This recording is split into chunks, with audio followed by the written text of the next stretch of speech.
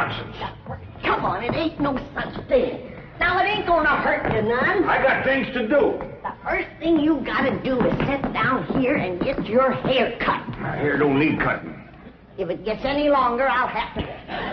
I declare, you fight hair cutting like a steer fights branding. Well, the last time you cut my hair, you did brand me. How did I know somebody poured hot gravy in my bowl? Smarted considerable. Sure plastered your hair down nice, though. No, I might go to selling that stuff. Gravy? Sure made your hair look mighty sprucey. Yes, sir. You were slicker than a peeled onion. Smelled like one, too. Sir, I'd go to selling that stuff. I could put an ad in one of them catalogs. If you want the girls to stop and stare, put Granny's gravy on your hair. All right, Granny, come on. Let's get on with it. Hey, Uncle Jed, you're getting your hair cut. Thanks for telling me, Jethro. Oh, that's all right. You're next, Jethro. What's going on? Is there going to be a wedding or something? I could be the way that Sonny Drysdale is a sparking Ellie Mae. Oh, he's with her right now, up by the cement pond. I better get right out there and keep eye. Now, you sit still and leave those young'uns alone. Can't you remember how it was when you was a boy? Yeah. I better get right out there. It's broad daylight. And besides, they swim. No, they ain't. He's just sitting on the bank, and he's a-holding her hand. What an interesting hand you have. I see a handsome Harvard man. Where? Right there on your heart line. Oh, that's just the one I got from picking up toes. Ellie, you mustn't let horrid, slimy creatures touch you. Oh, heck, you ain't slimy, Sonny. Just a mite greasy from all that oil you smear on yourself. What a precious paradox you are. What a charming contradiction. You look pure Park Avenue and you speak pure Tobacco Road. That good? Good? It's fascinating. You're a challenge to me, you child of nature. You are the raw clay from which I will mold a perfect woman, worthy of a perfect man. Me. You know Shaw's Pygmalion? I don't even know Shaw, let alone his pig. Oh, you woodland sprite! You forest little bird. You are so refreshing after all those intellectual types of Vassar and Wellesley. You make me feel superior. That good? Good? It's divine.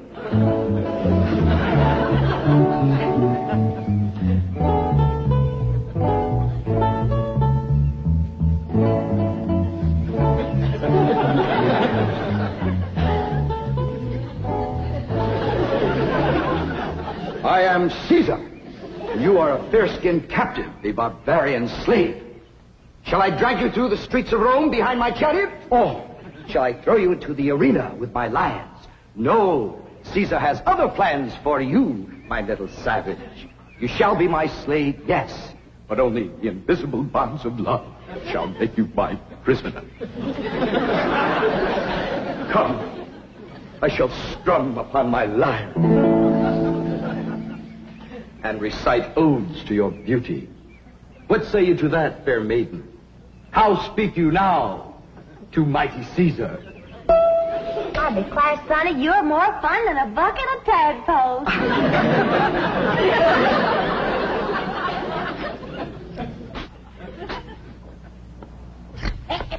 Sit still, I'm liable to lop off a ear. Well, doggone it, Granny, hurry up. I gotta get out there and keep an eye on Sonny and Ellie. You want me to go out and see what they's up to, Uncle Jed? Now, you just sit still, the both of you. I expect Ellie Mae to get a husband if you don't let the boy spark her. Well, Ellie ain't never been learned about such things. Jed, sparking is like breathing. You don't learn to do it. Somebody slaps you and you go at it. Boy slaps. Now, I declare you're wiggling worse than a worm in a bait bucket. You want your daughter to be an old maid? Of course not. Next year she'll be too old to get a husband. She's almost 18. That old. Sure is. She done waited too long, Uncle Jed. Why, no boy wants to marry up with a middle-aged woman. Ellie Mae can get herself a husband anytime she wants to. Well, she's the prettiest and... Now, don't get your old feathers riled up, you old rooster, you. Ellie May'll be all right if you just leave her alone. Well, I ain't sure Sonny Drysdale's good enough for her. He's considerable older than she is. Well, don't worry about that, Uncle Jed. His family lives a heap longer than most folks. Yeah? Yeah. Sonny told me that there's been a member of his family living in Boston since 1632. Well, that rascal's over 300 years old. He was agreeing you. Yeah, you sure swallowed a whopper. No, ma'am. Sonny's honest. Why, he's so honest he has to have somebody do his lying for him. Do his lying for him? Yes, sir. Why, I heard him call through the heads to Ellie. He says, I'm coming over to serenade you, and I'm going to bring my liar. Beni, Bidi, Vici. The world lies conquered at my feet. And yet, I tremble at the nearness of this flaxen-haired barbarian. Could it be that the invincible Caesar is about to be vanquished? Not by the spears and arrows of the Gallic tribes, but by Cupid's dart? Yes, fair maiden, you have done what your fierce kinsman could not. You have brought mighty Caesar to his knees. Come, I will take you to my palace, and there compose odes to your beauty. See yon window. 'Tis the Emperor's suite. There I shall woo you. Mother! That's my room, and those are my binoculars. You're not supposed to spy on the Emperor. What are you trying to tell me, Sonny? Mumsy can see you, but she can't hear you.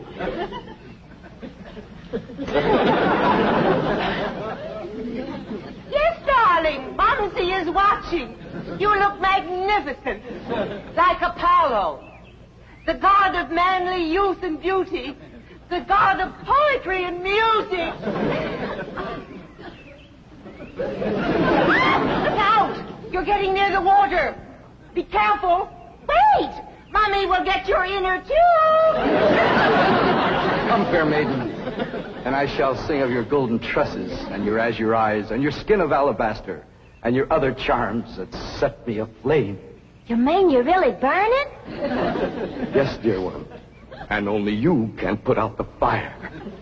Okay.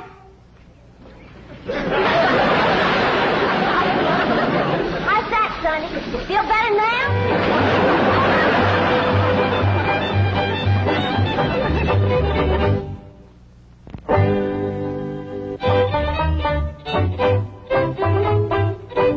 All right, Jethro, you're next. Oh, hi, Ellie Mae. Where's Sonny? Well, he went home to his mama. You didn't throw him down and hurt him again, did you? Don't you know, Pop? He caught fire, so I wetted him down in the pond. Sounds like you done the right thing. How'd you catch fire? He said it was my charms that fit him to burn it. What charms were you toting? Well, just my sack of crawdad bones and my buckeye. You never heard of crawdad bones and a buckeye starting a blaze? What happened to your rabbit's foot? I didn't have it. There you are. You can expect trouble when you ain't toting a rabbit's foot. You know what my teacher over at Pot School said about toting a rabbit's foot? What? She said it's a superstitious invocation contradicted by scientific knowledge. It's always nice to know you ain't been doing something foolish. Don't you worry none, Ellie. You go jump into a purty dress, and I'll whop you up a love charm that I guarantee will bring Sonny Drysdale back. Yes, I am, Mother. I'm going back. Sonny, darling, you're delirious. Here, bring some of this penicillin. I'll send for an ambulance. Mother, I am perfectly all right. Of course you are, precious. A nice rest in an oxygen tent is all you need. I don't need an oxygen tent or an ambulance. All right, just relax. And Mumsy will call the police. Police? But of course. I mean to have that violent, dangerous girl arrested for attempted drowning. Mother, you will not call the police. I'm going back there right now to see Ellie Mae. Ah, darling, that's very brave of you, but you're in no condition to make a citizen's arrest. Mother, I'm not going to arrest her. I want to help her, to work with her, to tutor her. What? She's like a wild, wonderful jungle cat, and I'm going to tame her. Honey, you are delirious. I'll call the doctor. Mother, mind is made up. That girl needs me. For the first time in my life, somebody really needs me. I need you. The whole world needs you. Ellie Mae Clampett needs me, and I need her. I'll be her Pygmalion, and she'll be my Galatea. Sonny, you're not becoming emotionally involved with that creature.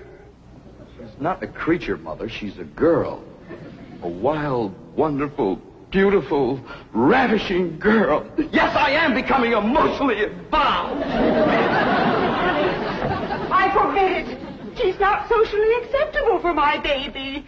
Mother, I'm not your baby anymore. I'm a man in search of a woman.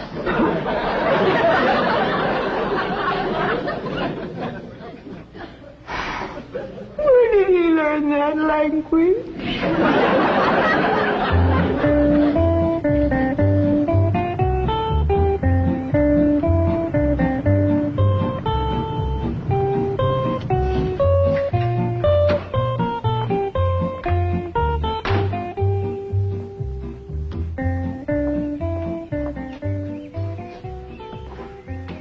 Hello, Duke.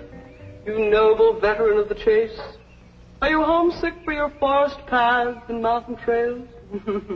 You look like a cashier waiting for the bank examiners to arrive.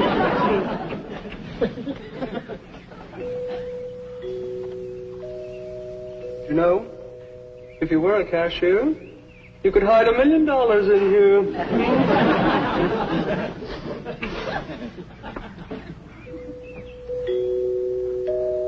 There goes that music again. Did you ever find out where that's coming from? No, sir, I didn't. Every time I went to looking for it, somebody always come to the door. This time I'm going to find it for sure. You see? Oh, bonjour, Jeffro. Oh, howdy, Miss Hathaway. No. When I say bonjour, Jeffro, you say bonjour, Mademoiselle Jane. Now say it. Bonjour, Mademoiselle Jane. Bonjour, Mademoiselle Jane. That's very good. Except for the mwah. Must be soft. Mwah. What? No. Watch my lips closely. Mwah. Try that. What? Try it again. What? Well, that's closer. Try again. What? Once more. What? Close in on her, Jethro. Oh, Mr. Clampett, I was attempting to teach Jethro to articulate the Gallic diphthong. No matter what fancy name you call it, he ain't very good at it. He'll learn. But now to the purpose of my visit. Is Sonny Drysdale here?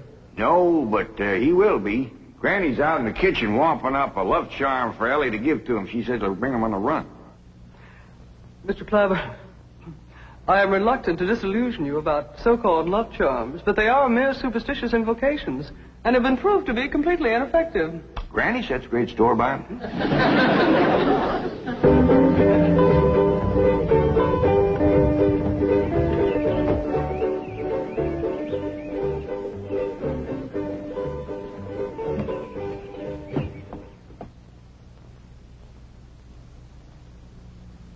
Here you are, Ellie. One guaranteed love charm. Guard it with your life. What's in it, Granny? Oh, I darsn't tell you. Leastways, not just yet. But I'll give you the secret before I go on to my reward like my granny done to me. I'll guard it too, Granny. Granny? Granny, Mr. Clampett tells me that you've conjured up some sort of love charm for Ellie Mae. Right here it is. It's made out of all secret stuff. That is ludicrous, irrational, sophomoric, and pure hokum. You didn't even guess one ingredient. No, Granny. Don't you come spying. I'm telling you for the good of the country. If the secret of this love charm ever got out, I shiver to think what might happen. I wouldn't want it on my conscience. Hear me now, mongrel. Neither sleep, nor snow, nor vicious beast shall keep me from the side of my beloved. Here I come, ready or not. So, you still think it won't work, huh? That is correct. All right, Ellie. Open up the pouch, Mike. Now, when I drop this starching powder in it, quick close it, press it to your heart, and say, darling, darling, my true love, come a-swooping like a dove. Darling, darling, my true love, come a-swooping like a dove. This is Ellie! Ellie! I have flown to your side in spite of all danger. What fate, what power have I to thank for giving wings to my feet? That little old charm maker, me.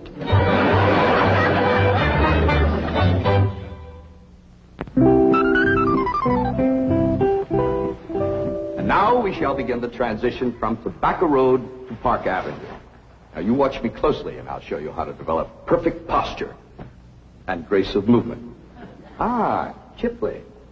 Well, do you like Kipling? I don't know. I ain't never kippled. Oh, you are a challenge, you ravishing rustic, you child of nature. Now here, you try it. There we are. Now walk. Go. You'll have to try that again. Now sit down. Now watch me.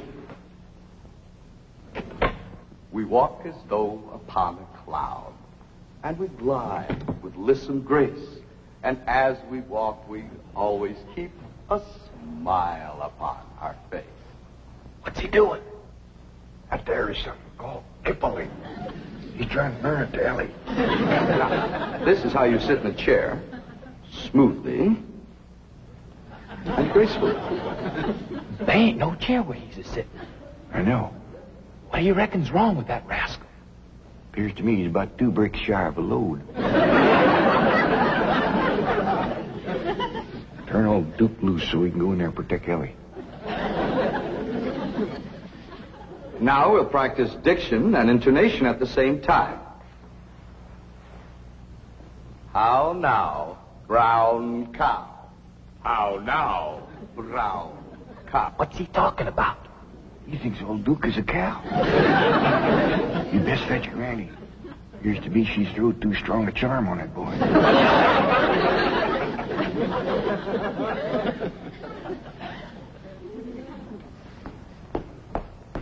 Here you are. One guaranteed charm. Now, you hold the bag while I sift in the starter. I know this is all a lot of absolutely ridiculous nonsense. Please hurry. Darling, darling, my true love, come a-swooping like a dove. I better open this door before he busts it in. Miss Jane! Here he is. Granny's love charm is too strong. Don't fight it. It's bigger than both of us. Circled on me. Granny, come quick. The love charm you throwed on Sonny Drysdale was too strong for him. Thank you, Granny. How now, brown cow? How now, brown cow? How now, brown cow? How now, brown cow? How's it going, Uncle Jed? Bad. Now he's got Ellie believing old Duke is a cow. Break the charm, Granny? I reckon so. I'll sprinkle him with some letting go powder. While you're at it, will you sprinkle some on Miss Jane? She's shutting off the blood to my arm. How now, brown cow? Secret powder white as snow. Make the charm of love let go. What did you do? The spell is broken. Now, please, everybody listen to me. I must have complete quiet and concentration if I am to transform this bucolic beauty into a sophisticated debutante.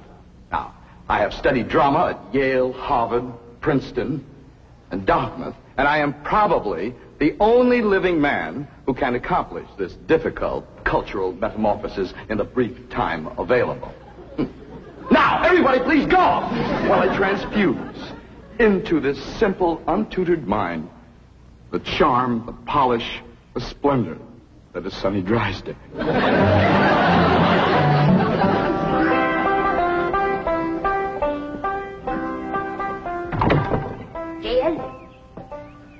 Hi, Granny. Is Ellie and Sonny still in that room alone? He was the last time I was listening, a couple hours ago. They was talking about the rain in Spain, a land in the plain. Well, I guess he can't be up to no nonsense if they're talking about the weather. Doggies, I can't wait to see Ellie all polished up and talking like Sonny and Miss Jean. While you're waiting, I got something for you. What is it? A love charm. What in Sam Hill I want with that? It ain't what you're wanting, it's what you're getting, a woman. And it's high time you got one, being a widower. Besides, the moon is bright. That's why this stuff is working so high-fired powerful. So here. Well, I ain't interested in none of these la-di-da Beverly Hills women, so here. Well, they're interested in you, so here. Who said? Jethro says. Jethro don't know nothing, so here. I reckon Jethro ought to know what's going on in his own school. Besides, I saw her making sheep's eyes at you. So here. You caught who making sheep's eyes at me? Mrs. Millicent Schuyler Potts, that's who. Oh, now. You did? Educate a woman like that? Jethro says she asks for you every day. Oh, what she want with an old mountain goat like me? If I was to put a little starting powder in there, and you was to say the magic words, no woman could resist you. I don't hold with stuff like this. You're scared, ain't you? Oh, I ain't scared.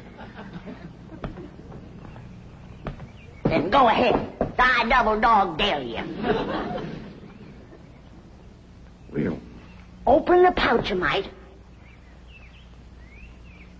Now. Well, this is just a lot of doggone nonsense. Close it tight, clamp it to your heart, and say the words.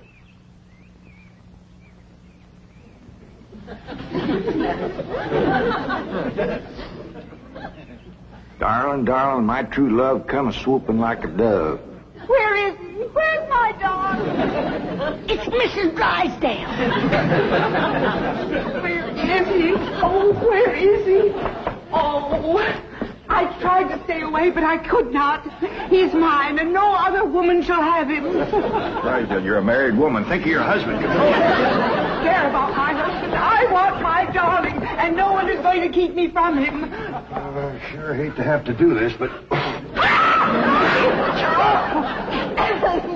Sonny, where are you, Sonny? He's inside with Ellie Mae. Now, if you just calm yourself down, I'll go and get him. Thanks for coming, Miss Drysdale. Howdy, Ma. Was you a-hollering for me?